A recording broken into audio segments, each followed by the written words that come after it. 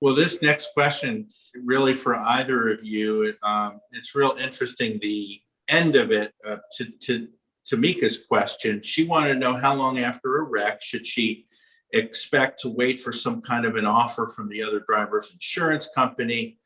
Would it help if she told them she's talking to a lawyer? Would it speed things up? Has this ever kind of happened where they've name dropped you guys to the insurance company? I'm going to talk to Vic Hawk if you don't pay me X amount of money.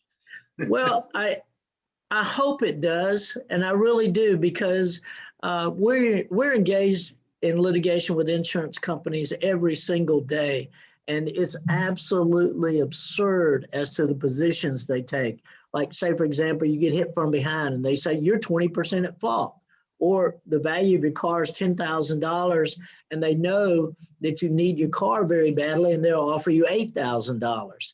So I don't see anything wrong with it. We do anything we can to help the public to deal with insurance companies. And if you let them know that it's getting ready to cost them money, in other words, once the lawyers get involved, they have to hire lawyers, they have to defend the claims in court, then maybe their attention to fairness will go up.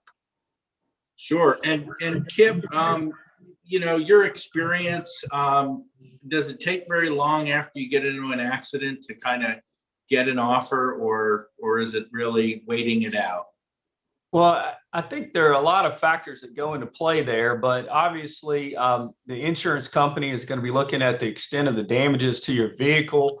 They're also going to be looking at the injuries that you suffered as a result of the accident, whether or not you have, needed ongoing or necessary ongoing treatment, that sort of thing.